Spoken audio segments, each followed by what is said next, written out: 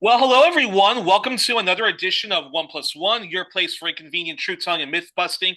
And it's another one of our All Things Latin America edition tonight. We'll be exploring current affairs and horror and resistance that's in Peru, Bolivia, and maybe if enough time, some of the other countries, as well as talking about a big anti-FIFA campaign that Black Aliiance for Peace is doing. And we welcome back to our program our returning champion, independent journalist, anti-imperialist, and socialist activist Claudia O'Brien Moscoso, or Clau O'Brien Moscoso, who is a contributor to Black Agenda Report and is a member of Black Aliiance for Peace. And she's here to drop some truth bars with the boom bap. I hope people understand that joke. Yes, and just a reminder to folks, please share widely all of One Plus One's content. Share past and present episodes, our playlist, donate generously to my PayPal. And if you'd like a different form of donation, get in touch with me at Youri@gmail. And Facebook sometimes blocks me and recently has blocked me from sharing widely. So again, folks, please share widely via social media, email, whatnot. Help us overcome the far right algorithms and the monopoly Western corporate state media has by, again, sharing widely and liking us. It's our only way of overcoming capitalist, imperialist, racist, xenophobic, patriarchal, and heteronormative media. So again, please share us widely and donate if you can. And now on to the topic at hand. First of all, Claudia, hola, ¿cómo estás, mi compañera? La camarada. How are you doing? Camarada, I'm good. I'm good. How are you? Doing good, doing good. It's been a long time coming. Trying to organize this. So thanks so much Yeah. for taking the time to come. Uh, okay. First question. So my first question is this. So Claudia, first tell us what the hell is going on in your home country of Peru? Because last I checked, the following happened.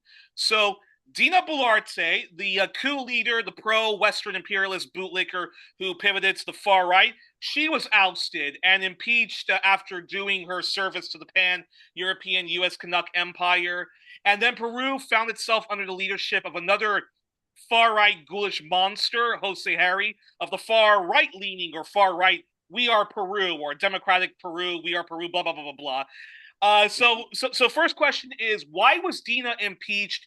And what can you tell us about the brief period of time Jose Hari and his reactionary movement behind him in general when he was in power, and then why was he ousted? Yeah, well, I mean, Peruvian politics, if you're not careful, there's going to be multiple administrations if you sleep too long, right? For real. I've written about it in Bar. Ben Norton has written about it. I'm sure other journalists have also written about it and spoken about it, but Peru in the past, I want to say 8 years, has had almost 10 different presidents. Oh wow. Um, yeah, yeah. So this has been, and I've written about it, a sort of consecutive coup d'etat, right? Parliamentary coups directed from the Fujimori right wing sector of Congress, of the parliament, right? And more as they've consolidated power through not just the 93 Constitution, but various amendments and adjustments to that Constitution. So, as you mentioned, right, Boluarte was ousted last year. Essentially, her usefulness was up, right? There was a massive outbreak of violence and gang related murders and robberies and stuff. And initially it started out in the sort of what we call conos of Lima, right? Like kind of like the outer boroughs. If you think about it as like a New Yorker, which I'm also, so I often think about stuff like that, Yeah. or maybe like where the parallels are, right? So the violence kind of was concentrated initially in like places like Los Olivos, Puente Piedra, and mostly like in the north or in the deep south, Villa Tunari. Well, actually, sorry, I'm mistaken. Villa Tunari is in Bolivia. What is the name of Sunset? Anyway, I am forgetting the name of the neighborhood, but like I said, just really impoverished outer boroughs, if you will, of Lima. And then it started sort of coming more and more into the center of Lima, right? Miraflores, Barranco, like the wealthier parts, right? So you start seeing, an overwhelming, just like, what the hell is Dina doing?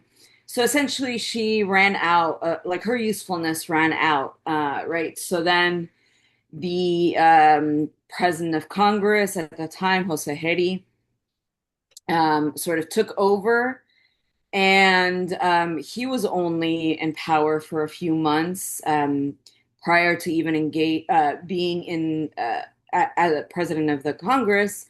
He had multiple sexual harassment and sexual assault charges against him. Um, Multiple already cases of corruption from his party. As you mentioned, it's a far right party, and really just again at the behest of the Fujimori controlled Congress and the party Fuerza Popular, which again I've written about this for Black Agenda Report. But even though Alberto Fujimori died last year, his constitution from '93 continues. That remains to be the constitution to this day. And through his mostly daughter, but also son, have been able to control Congress through the party Fuerza Popular.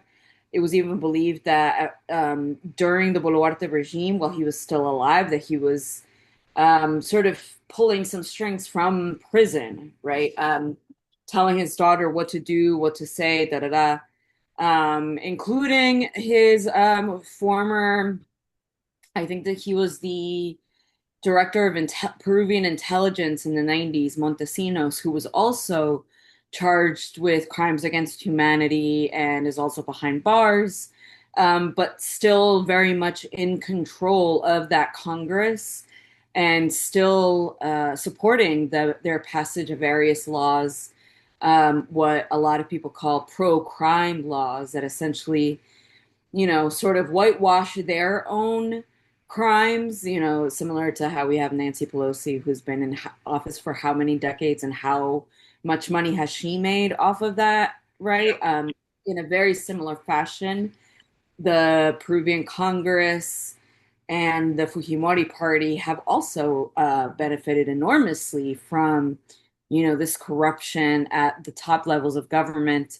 And then he was deposed because there was mass uprisings in the streets in Lima, throughout the country that were against Hidi, not just, feminist organizations and groups calling for his removal as a sexual predator, but also, families of the martyrs during the Boluarte regime that saw continuation of the same policies, right? That ultimately the rightfully and democratically elected president Castillo, who's still behind bars, is languishing in prison and now has been charged.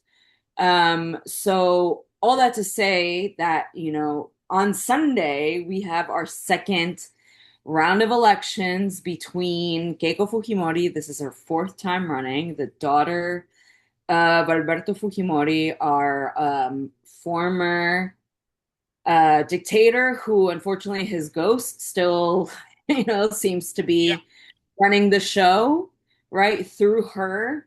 And I also want to say that this is someone who, when she was a teenager and a young adult, right, during the 90s, her father tortured his wife, her mother, Susie, I think that's her name, Susie Fujimori, was the Fujimori dictatorship's first, victim of torture and abuse. And Keiko on live television, threatened her own mother, saying like, "Don't say anything, or you know what will happen to you, dear mother." And Wow. this is, I am not exaggerating. You could probably find the clip very easily on this.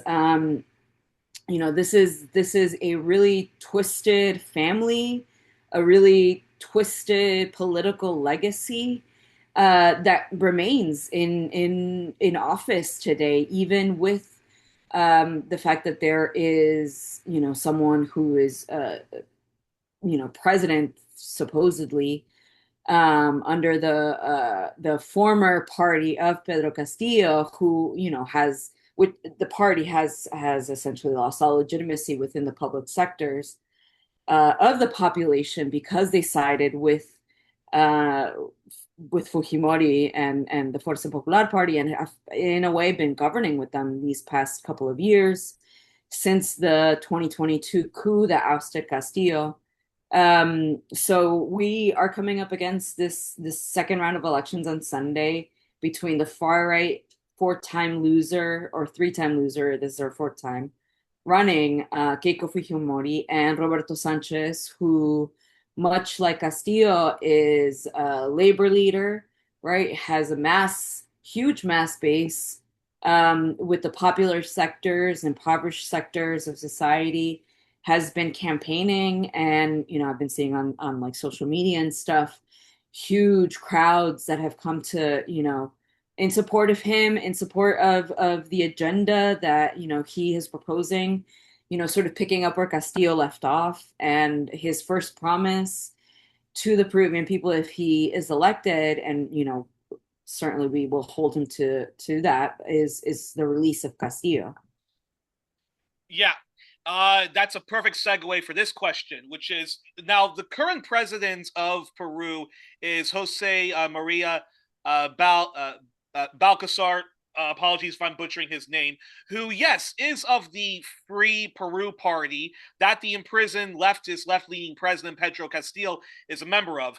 But what can you tell us about his time in office and anything more about the current elections taking place, where Keiko Fujimori is hoping, I assume, with a grand far right, right leaning party coalition. If there's anything more you want to tell us about that, please do. Yeah, well, so Balcazar and the Peru Libre Party, as I just mentioned, unfortunately has lost really all legitimacy with the popular sectors of the organized masses in Peru, not just, the families throughout mostly the south of Peru that have, lost families and loved ones during the regime of Boluarte, but that, have also seen how he has governed, right? How he has sided, and Peru Libre as a whole has sided with the Fuerza Popular and the neoliberal regime, really, that has governed in Peru for 3+ decades at this point. So there is a lot of cynicism, right, in Peru, around Peru Libre, and around really, unfortunately, socialist politics. Peru Libre has kind of billed itself as a Marxist-Leninist, Mariateguist Yep. party, Mm-hmm. right? But there have been major betrayals that I think warrant a huge wake-up call, right? So they have lost quite a lot of legitimacy.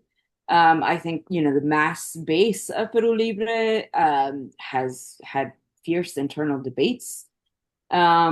But unfortunately, the sort of upper ruling class of that party has sided with the right wing, unfortunately.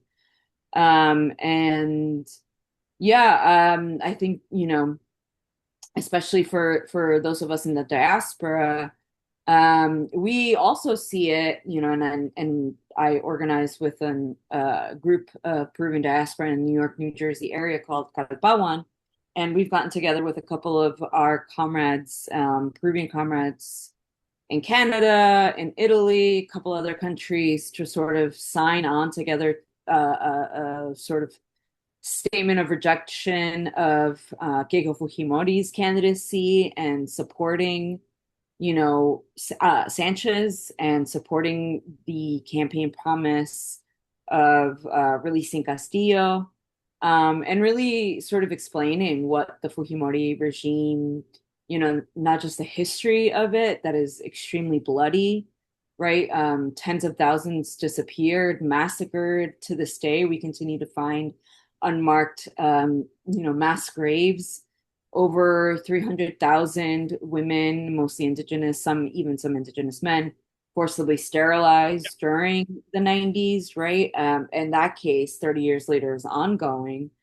Um, and countless other victims of his dictatorship and the sort of shock doctrine that characterizes the 90s and early 2000s of Peru, and that continues to really rule the country today, even though we have supposed right democracy. Where every 4 years we're able to, or rather 5 years, we're able to vote, and then Fujimori and that regime really continue to govern at all levels.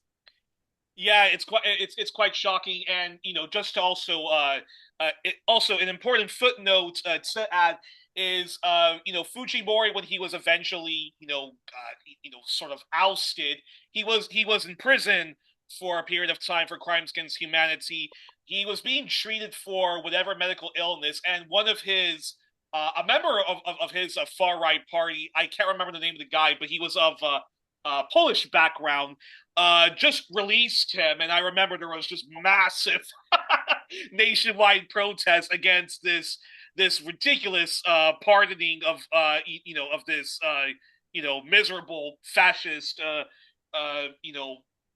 monster that was that was Fujimori. And it's unbelievable that, as you said, that his ghosts, his descendants, literally are still you know doing everything and anything, controlling everything. It's very much like Chile.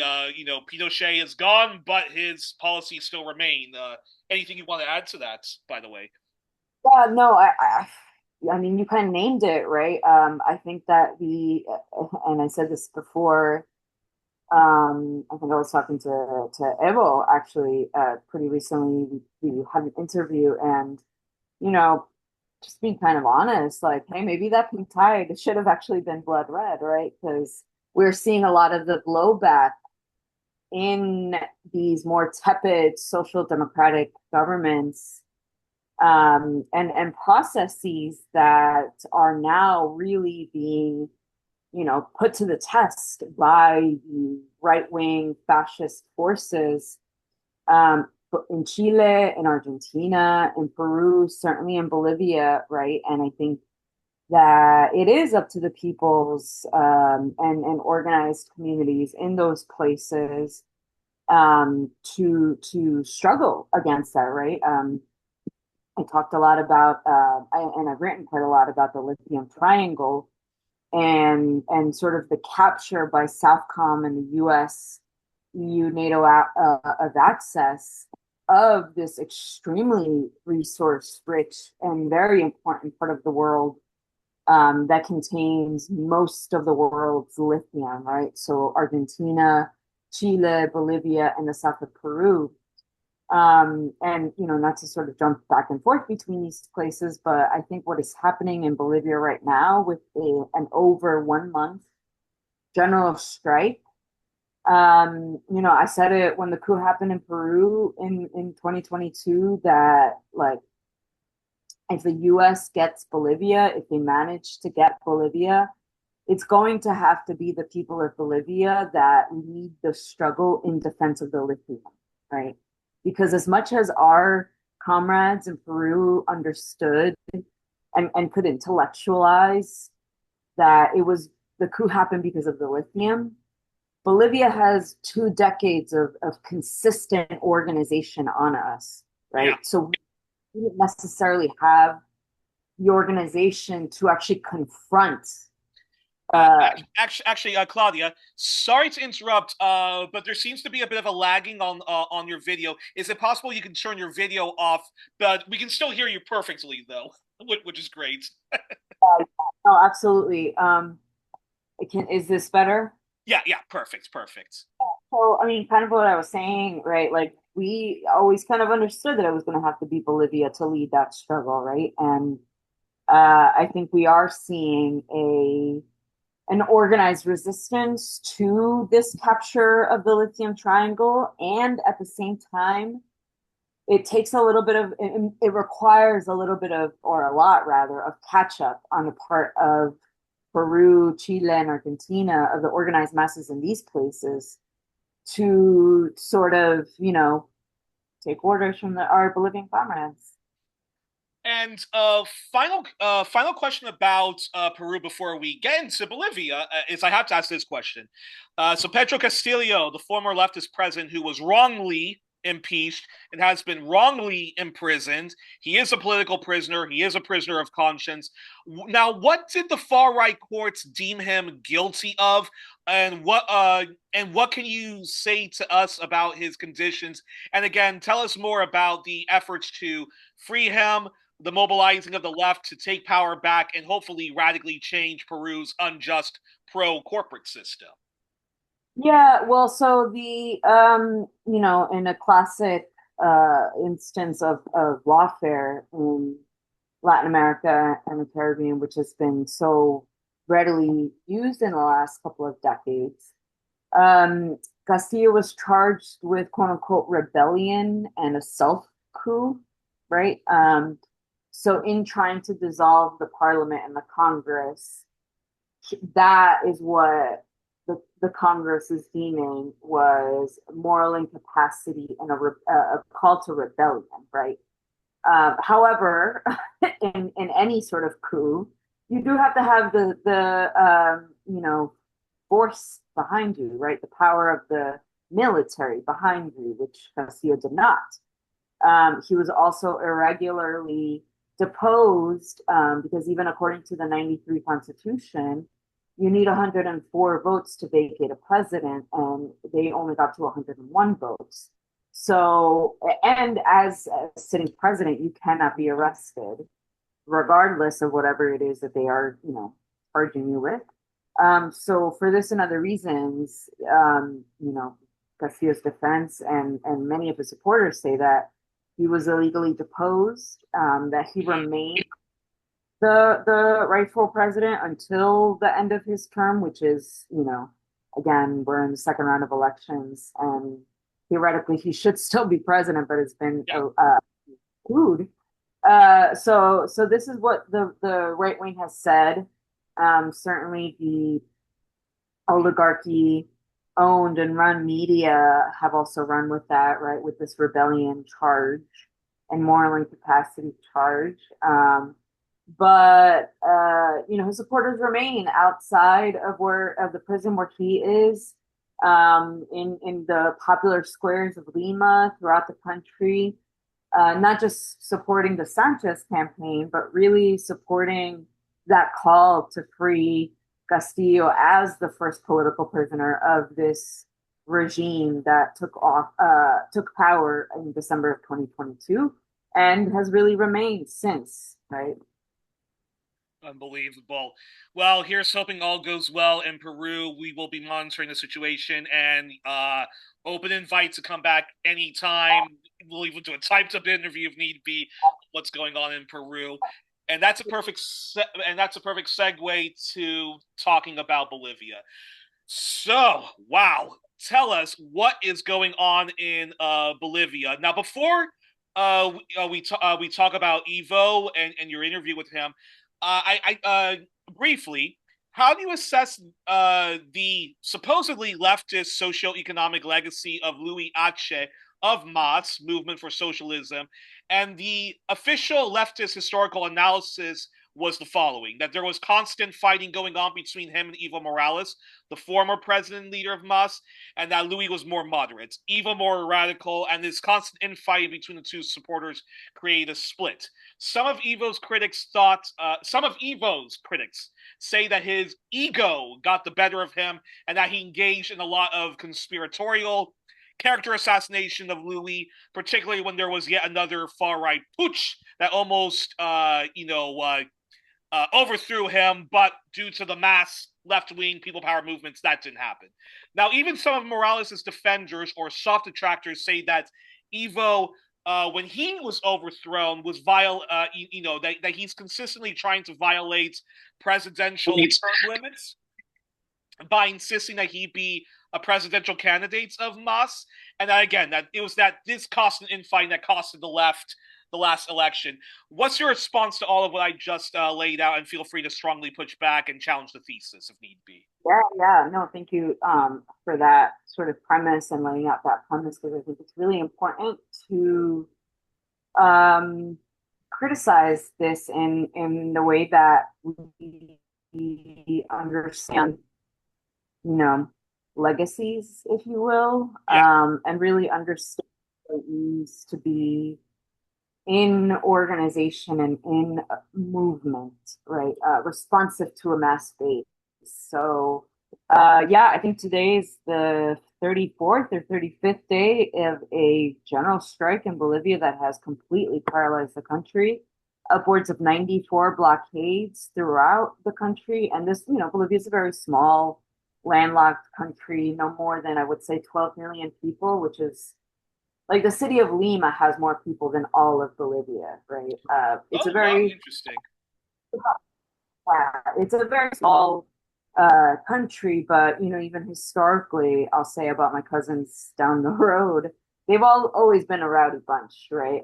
The Tupacatari rebellion, right? I mean, the liberation of Latin America, kind of the heart is in Bolivia, right? And I think in a lot of ways that's also why it was necessary in the during the Condor Plan, and I think now we're witnessing a second Condor Plan of the Southern Cone of FIFA. But I always thought it was really important that the Spaniards and now the U.S. Empire neutralize Bolivia because they have always been the rowdiest of our Andean cousins.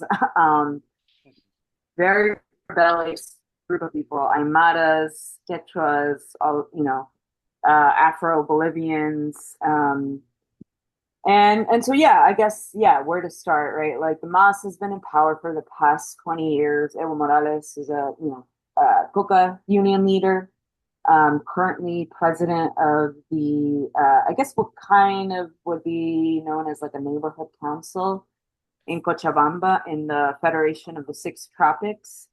Uh-huh. Um, so that's kind of where you see a lot of the major events that happen for Bolivia. Like last time I was there was in October of last year, and it was for Indigenous Peoples Day, what Evo called the decolonization day, and it was the first encuentro, what we call in Latin America, encuentro of the intercontinental anti-colonial movement.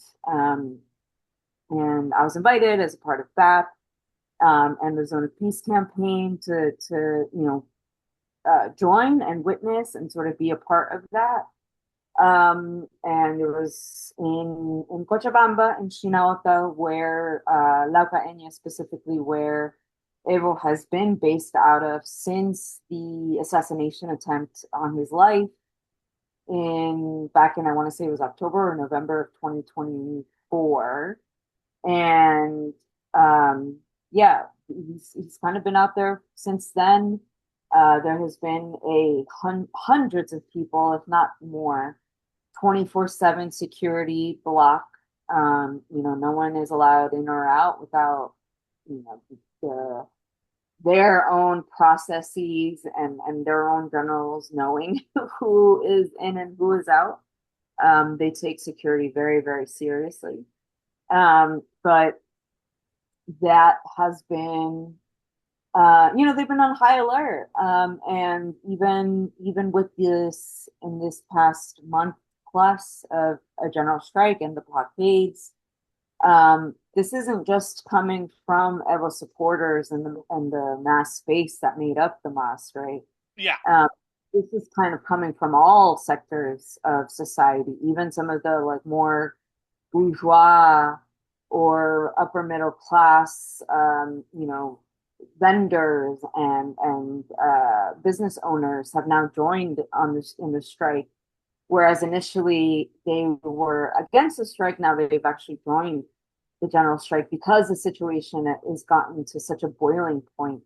And this was even before the Rodrigo Paz government, started out, this was already happening under Luis Arce, and you know, Mhm. not enough dollars in the market and intense inflation. Um, you know, I remember when I first started going to Bolivia, the exchange rate was about 1 to 2, and then it became. I think the last time I was there was almost 1 to 5. And was Um, he and Louis Ache? Sorry to interrupt, but is Louis Ache safe to say his socioeconomic legacy was he was one of those guys who campaigned from the left but governed from the right, and then bizarrely, used his position of power to direct the courts to basically persecute Evo and his allies. Is that safe to say? yeah, yeah, I think that's a pretty, accurate sort of description of the situation. Um, I've written on bar about the election, well, prior to Rodrigo Paz winning, but sort of the betrayal of Arce and his milieu of the MAS, and kind of this professional managerial class based in La Paz that really kind of took over the party infrastructure of the movement towards socialism, whose power really derived from the mass base of indigenous campesinos that, you know, they represented. You know, I think in a lot of ways, the coup in 2019 and then the so-called restoration of democracy in 2020 with the election of Luis Arce, who, as you said, right, campaigned from the left and then really governed from the right, in many ways was seen as a second coup, and sort of the completion of that 2019 coup to eradicate the popular movement from power, right? So a lot of times people will say that it was Evo's ego that got in the Yeah, way and infighting, sort of individualizing this process, right? yeah, Without taking a more historical materialist analysis of the situation and really um, understanding what the forces behind all sides are, right? Like how Arce never was really in the militancy of the MAS, and um, I don't think that Evo and his inner circle really knew this until after the election of Arce, but he had been in a previous administration, in the ministry, economic ministry, but under a neoliberal government, right? I think he was educated in London School of Economics, if I'm not mistaken, or one of the Western universities where he studied economics, and in a lot of ways, little by little, started chipping away at the well, multiple things, right? But the nationalization and industrialization of lithium, right? His son was caught up in a scandal trying to sell the lithium to the highest bidder, um, mostly in the U.S. but also in Canada. wow. Uh, to various mining companies. His economic or not economic minister, his interior minister, the Guadalupe Castillo, who ended up being the candidate for the MAS this last election, that was completely pulverized by Rodrigo Paz, and really by the no vote that um, the popular masses ran under, right? Because a lot of people sort of saw this past election as not representing the vast majority of Bolivians, right? Yeah, They wanted Evo to run. As I mentioned before, sort of the party infrastructure of the MAS was kind of taken over by these PMCs in La Paz. And, instead of trying to argue who has control of the party, it was collectively decided to sort of build a new party infrastructure under Evo Pueblo and use two different parties to try to make it into last election. And as you said, right, the constitutional courts were also kind of taken over in another example of lawfare in the region, and you know did not allow Evo to run. So the masses sort of ran a no vote campaign that would have won the presidency outright. Um, and Okay, interesting, interesting. so a lot of people who kind of saw the last election as not representing the vast majority working masses of the Bolivian people. So, um, already kind of saw Rodrigo Paz and his administration as illegitimate, right? And then cut to 6 months into his administration, and you have what is one of the largest uh, mass-based movements to with just one very clear demand, which is his resignation. Right? They are, according to multiple sectors of those that are out, there is no room for negotiation. They just want him to step down. They understand that they are defending their homeland and really defending their lithium. Yeah, and also the current far right leadership in Bolivia. They released Cristina Anez, the far right Christian supremacist white nationalist pile of human dung, who was rightfully imprisoned not only for being a coup leader, but the many crimes against humanity she unleashed against the mostly indigenous majority in Bolivia. Uh, and now I was going to ask what else has the reactionary socio-economic agenda been of the new far right regime in Bolivia, but basically right now they're they're basically persecuting Evo. So it's not all doom and gloom in Bolivia because not just Evo, but basically there's been this mass mobilization around Evo Morales to launch a new party. But do you think they'll be able to mount a comeback if lawfare and the far right legislatures bar him from running, or worse, jail him? Because I know there was an attempt on Evo's life when Aceh was in power, and recently this is where all of the hornet's nest that's been going on. The U.S. recently accused Evo of being a drug smuggler and a human trafficker. There's been huge, as you've described, huge mass mobilization to protect Evo in the event that the DEA, CIA, Bolivian authorities, and their allies try to arrest him and send him to the U.S. under the injustice system. Tell us about that. And do you think that his new political party, this new engine for the broad left, will be able to advance his agenda and that of the large left in Bolivia? I'm very curious. Yeah, no, thank you for that. And so, yeah, well, so a couple of things. I think you mentioned Anya's first name Janine. I think you said Christina. That I forget her daughter's name because equally is horrible. So it might be her. But it was Janine Anez that was Yeah. free. And similar to Peru in a lot of ways, even though she was jailed for some time, the right kept on going, right? Kept on consolidating, kept on organizing. And I think we're seeing some of that now with, some of these right wing, often youth, literal Nazi groups, the Crucenistas being one of them out in Santa Cruz, a few others that have been trying to unblockade parts of Bolivia, and we're seeing sort of a return to the Anya's regime where senators and politicians that are aligned with the MAS are being kidnapped. Houses are being set on fire. Wow.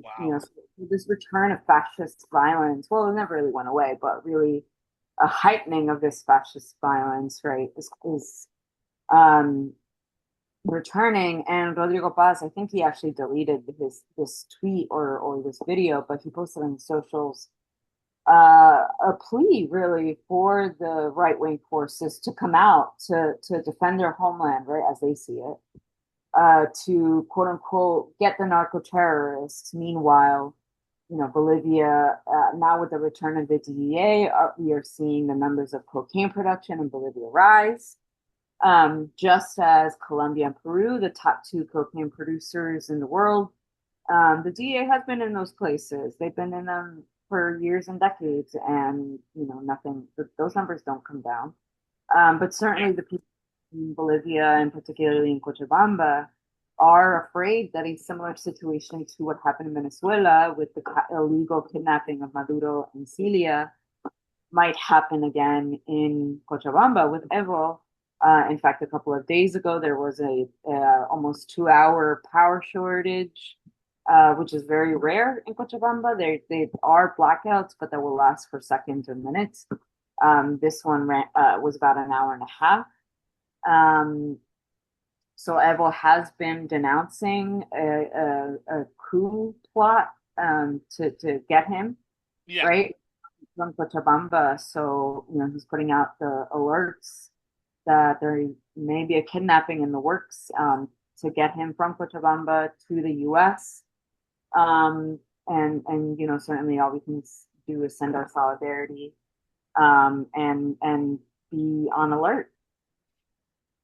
Crazy. That it's crazy. Hope I hope that that's the people power movements will persevere. And I got to ask you this question, which is, talk to us. You interviewed him back in December, I believe, of last year or the year before, but you also recently did recently this month, Black Agenda Report published a recent interview you did with Evo. uh, Talk to us a little bit about that, and what shocked you the most about what Evo was said in terms of the conditions of Bolivia, and why he feels very much compelled to fight back against the far right tyranny. And why do you think people should?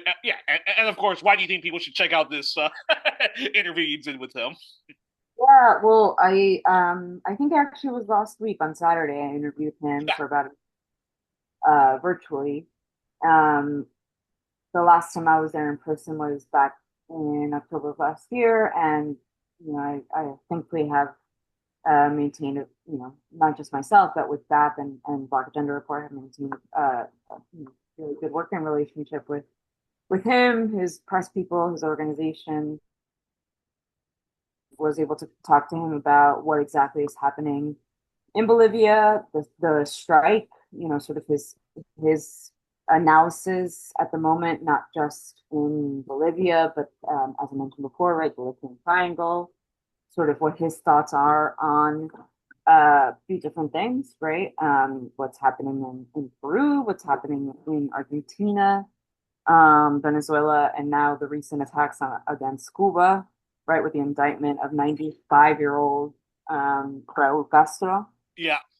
So, I would definitely say check that out. We published by Wednesday the first part of my interview with him, and next week will be I think, the last part, the second part.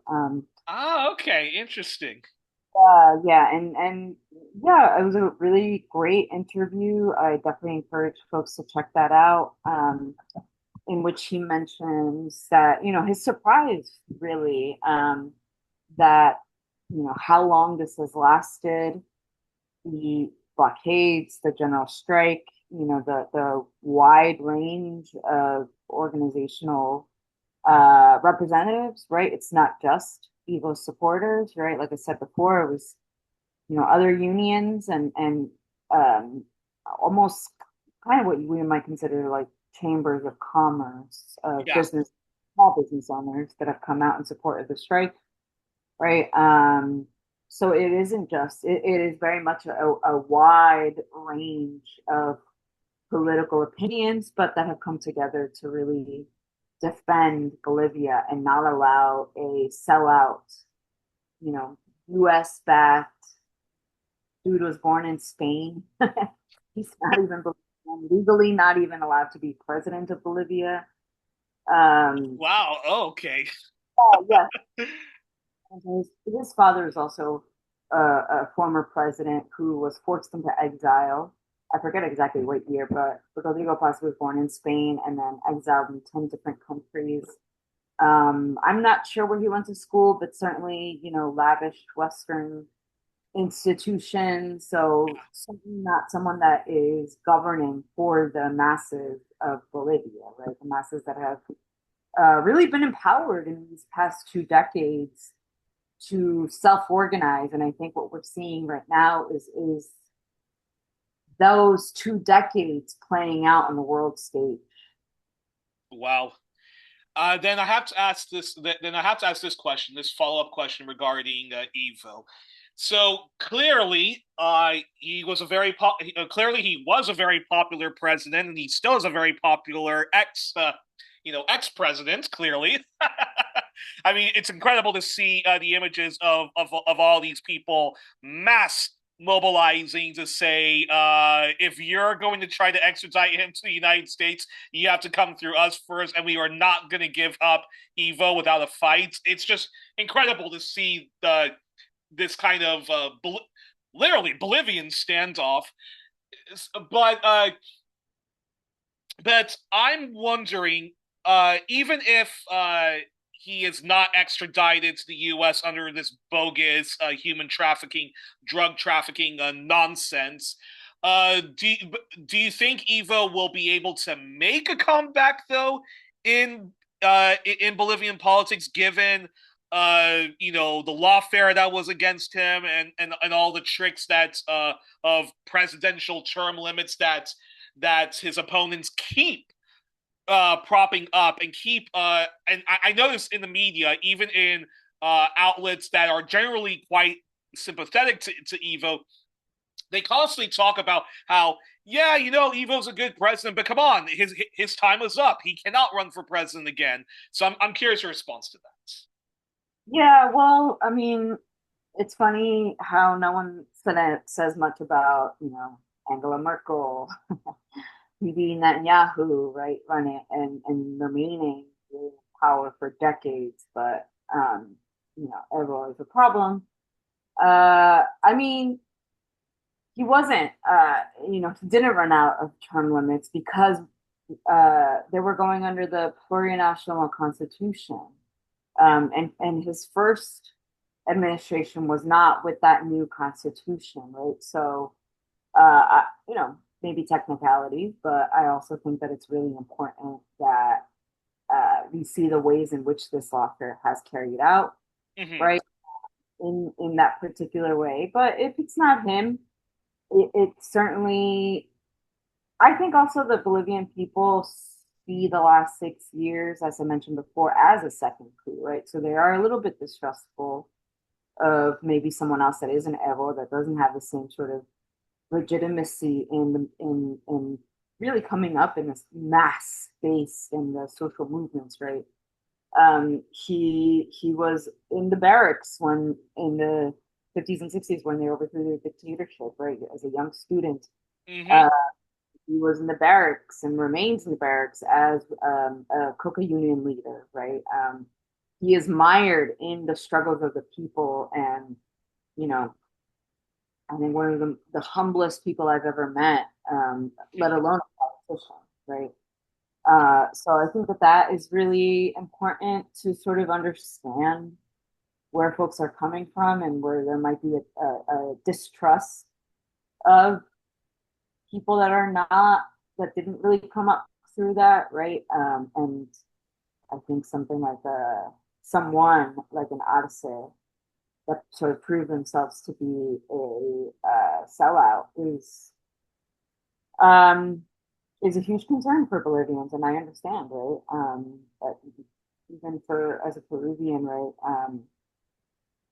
We'll see, right? If Sanchez remains sticks to his guns and liberates Castillo if he wins, but I would hope so. But we have. Well, sounds like he's going to be making a mighty comeback, and that the people and the people, not the courts, say we want him, and so it'll be interesting to see how it all plays out. Then, correct? Yeah, absolutely. And while I still have you on, I have to ask you this question. Now, here at One Plus One, I'm going to try to reach out to a Jamu Baraka of Bar, BAP, and several other organizations, not least the Green Party member. I know he is really trying to campaign for people to boycott the World Cup for soccer, taking joint place in the U.S., Canada, and Mexico. Uh, Please feel free to discuss this and why people of conscience, especially on the topic of Palestine, but just in general, why anti-imperialists should support this campaign. Ajamu and others at BAP are mobilizing on, which is engaging in this kind of cultural boycott of FIFA, the United States, and Canada with respect to what's going on with the genocide in Gaza, historic Palestine, the remaining occupied territories, and just in general. Yeah, your response. Yeah, no, thank you for that. And um, yeah, so with this North-South Project for People-Centered Human Rights, that is a project of the Black Alliance for Peace, along with multiple partner organizations. I think we're at 32 organizations, and mostly in the three host countries, but in other places as well, including Gaza and Iran, that are, yeah, coming together to, our first, I guess, phase one of the campaign was to move the games. Listeners might recall a few months ago myself. And this is so funny because I was there for Dina Boluarte, but then I see Infantino, so I start yelling at him instead. Yes, Um, and also sorry to interrupt, but also please send me that link because I really want people to check that out.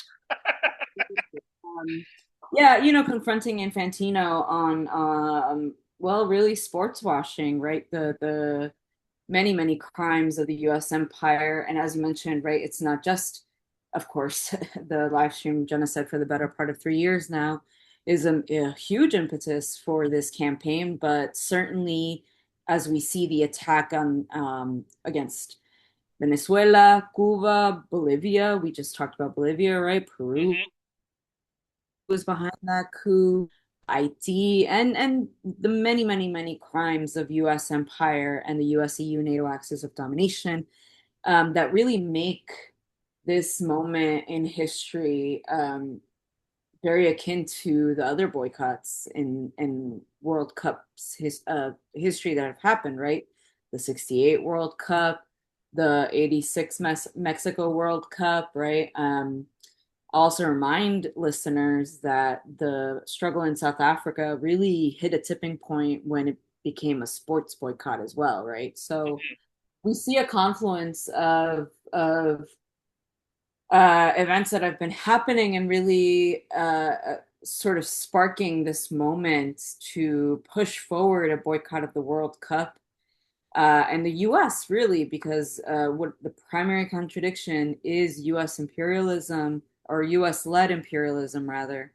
And so we see it as our obligation and our duty and a sacrifice to boycott the games. And we're asking the international community, calling upon the international community and people of consciousness to boycott the World Cup, to boycott FIFA, to boycott the US, and to really take back the beautiful game for the masses of our people, right? Rather than FIFA, rather than these imperialist capitalist pigs, these NFL stadium owners that are going to be making billions of dollars, these streaming services that are going to be making billions of dollars as ICE, right, operates in our streets as the militarized tanks roll down. The final, which is set to happen in MetLife Stadium, is 15 minutes away from Delaney Hall, a literal concentration camp in Newark, New Jersey, Yeah, where in December of last year, Jean Wilson Brutus, a detainee from ID, died, right, and died in the I believe it was University Hospital in Newark, but these are the conditions that our people find themselves in within the belly of the beast. And in the global south, right? I mean, I would suggest you have Dr. Shamima Pierre, comrade, and BAP on to talk about Haiti, and I'm sure you have yeah. already. but certainly Haiti is a massive, example of why we need to boycott these games. Yeah, I completely agree with you. And not only that, I mean, uh, and it's not just the U.S. So for anybody who even thinks that oh, you guys are just having your knee jerk like anti-Americanism, first of all, why not? But it's Canada too. Look, Canada's also like a partner in crimes, all these crimes against humanity, and I mean, from Haiti to Israel to what's going on in Bolivia and in Peru. Canada is a major mining country that is involved in all of these epic crimes against humanity. So, and I think if not now, whenever, and I think for many people who were disgusted at the hypocrisy of, it's we'll have to talk about Russia and Ukraine another day. But I know for many people who don't support, Russia's special military operation in Ukraine, many people were just shocked at how can you guys ban Russia from all of these sports and do all of this epic cultural boycotts where you have Sony Music and all these multinational corporations pull out of Russia for the special military operation of Ukraine, and yet Eurovision, Israel is still allowed to participate. and Yeah, no, and then I recently was watching. There's this British-based YouTube channel called Palestine Deep Dive, and they did a video about Glastonbury during, I think this was year two of the genocide. Now, to give credit where credit is due, there were some artists that did speak up for Palestine and whatnot. Look, good on them. There were lots of people with Palestinian flags, but compared to what Glastonbury did when Ukraine was invaded, night and day difference. And then all of a sudden, everybody comes with their stupid, well, we shouldn't make things political, blah blah blah, and so forth. So I think it's great what you and the Jamu and so forth are doing with stepping our game up and trying to yeah, ban yeah, the World Cup taking place in both Canada and the U.S. And I just wish that yeah. Claudia Scheinbaum would engage in BS and Right. say, I don't want to do this with Exactly. you guys. Yeah, and you know how the comrades in Mexico are also giving the Mexican state a hell of a fight. Striking teachers, family members of those disappeared, not just in Ayotzinapa, but throughout Mexican history, recent history.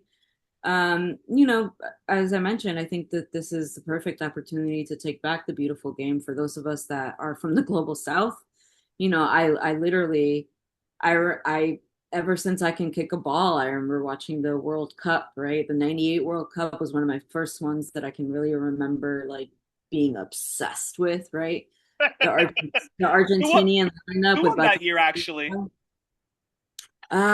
Was that Germany? That might have been Germany. Very unfortunate.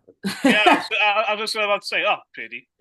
Yeah, yeah, yeah. But it was one of the many.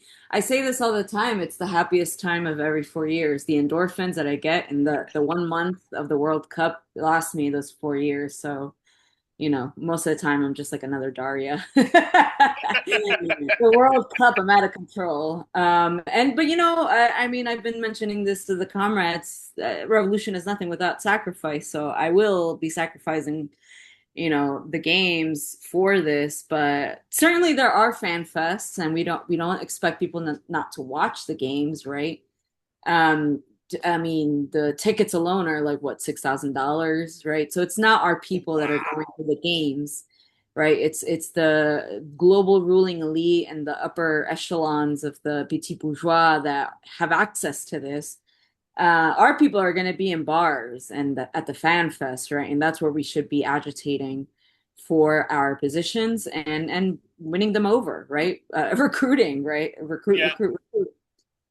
I know for a fact I am going to be boycotting both the male and the female World Cup for the following reasons. I mean, Well, I mean, number one, I mean, you're definitely preaching to the converted here. I mean, when Ojamu was launching this campaign and he went on Black Power Media and some other outlets, I was like, yeah, hell yeah. But also, what also led me to this was to me, boycotting was first of all, FIFA is a corrupt pile of shit, and we should not be giving a dime to those corrupt douchebags. And them just kissing Donald Trump's ass was grotesque. And then Yeah. again, you look at the night and day difference. Russia's not allowed to participate in any international football or anything like that, but Israel is. And then Gary Lineker, who was a very popular BBC sports journalist, and he's such a good sports journalist because he's one of those sports journalists where even if you're completely illiterate on soccer, him and the panel he usually has, him and his team are very good at just like explaining the sport and making sure that like that you're entertained. And he, long story short, but he basically lost his job because he spoke out against Israel, was calling and was on record calling that that FIFA should engage in boycott, divestment, and sanctions on Israel. And now he's been fired, and I just cannot imagine watching like a World Cup and not have like Gary and the boys and the girls, led by Gary, hosting. So I just think like in terms of like like solidarity, je suis Gary Lineker, and yeah, no, I'm not going to watch the game. And then FIFA recently there I can't remember who it was, but they disqualified a team which clearly won, and they disqualified them from winning. And this was like months afterwards. Yeah, I mean, first of all, let me correct you, comrade. Yes. Soccer is the slave name. It is football. Okay. Okay. I did not know that. So, okay. All right. Awesome. Good So to there's know. that. But yeah, I mean, FIFA is a corrupt, institution, as you said. I mean, even before Infantino, Sepp Blatter was an absolute piece of shit. Yeah. And we can go on, but at the base of it, what attracts the large majority of the masses of our people throughout the world is a love of the game, right? So I think in a lot of ways we have to ask ourselves what, you know, in all aspects of society, but right, like what is the primary contradiction and where do we attack it? Exactly. And yeah, and the sports washing, just like has to stop. Yeah. And yeah, so all power. So all power to you and the team at Black Alliance for Peace in doing this. And yeah, one of these days we'll have to have you back on alongside with a Jamu to talk about Oh, I that. love that. Yeah, yeah, Now, definitely. Yeah, Comrade Ajamo is busy. He's getting older these days. Gotta catch him while he rebel freaking without rebel much. without a pause, as they would say. Yeah, I Rebel without a mean, pause, as he they would likes say. to And he's talk quite the jazz. about back in my day, I organized. Da, da, da, da. It's like, all right, this is the organizer ever. We know. Well, I think that's a great place to end. Look, we were joined on this edition of One Plus One with our wonderful returning champion, Claudia O'Brien Moscoso, or Clau O'Brien Moscoso, a Peruvian American independent journalist, anti imperialist, left wing activist, media, NGO critic, and more. She's a frequent contributor to Black Agenda Reports, news commentary and analysis from a Black left perspective, and is a member of Black Alliance for Peace. I will link to all of her work. Folks, do donate generously if you can, not just to Bar, but also and BAP, but also to Klau's Patreon and her efforts to do. Clau, are you still in the process of trying to do an indie documentary film on what's happening in Peru and the Yes, region? yes, we have so much footage. We have a couple of comrades that are, and thank you to Percy and Tupac for donating your time and effort to edit. I will be paying you in cannabis. Thank you. I'll smoke you guys out. Thanks. Okay, awesome. Well, I hope all goes well with that. Also, make sure to send me the link to that so I can link it so that folks can do that. Until Sounds good. then, until then, Cloud. Well, there's something I want to talk to you about off the air. But before we go off the air, let me just say I wish you all my best. Please, please, please stay safe because I know you've also been doing some on the uh, some on how do you say that? On the ground. Yes, on the ground. Sorry, folks. This is definitely my sleep apnea acting up. Yes, Yes, you've been don't doing on the worry. ground. Yes, you've been doing on the ground reporting on what's going on at the ICE detention center in New Jersey, where you're based. So, please, please, please stay safe. Here. All my best until then, folks. Good night and good luck. And again, don't forget to share 1+1 widely. Donate to us, and all my best until then. Power to the people. All power to the people.